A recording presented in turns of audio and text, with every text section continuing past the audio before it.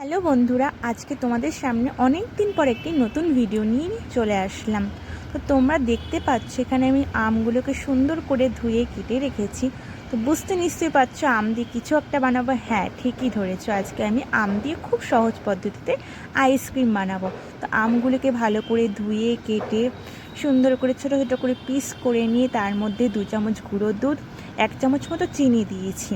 মানে মিষ্টি যে যার মতো করে দেবে, যে যতটা পছন্দ করো। আর তার মধ্যে দিয়েছি গ্রেট করে কাঠবাদাম আর কাজু।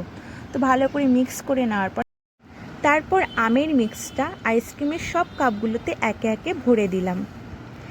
এরপর প্রায় 7-8 ঘন্টা আমি ফ্রিজে স্টোর করে রাখবো।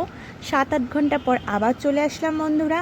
দেখো আইসক্রিমটা পুরোপুরি রেডি, একদম পুরো জমে গেছে। তো আমি বের করে দেখাবো একে একে তোমাদেরকে তো কত সুন্দর হয়েছে আইসক্রিমটা। চলো এবার আইসক্রিমগুলো বের করে নেওয়া যাক। অনেকটাই বরফ জমে গেছে। এবার একে একে আইসক্রিমগুলো বের করে নেব। সবার ফার্স্টে একটা আইসক্রিম বের করে নিয়েছি, সবগুলো বের করব না, যতগুলো খাবো ততগুলোই বের করে নেব। আর বাদ বাকিগুলো ফ্রিজে স্টোর করে রাখবো।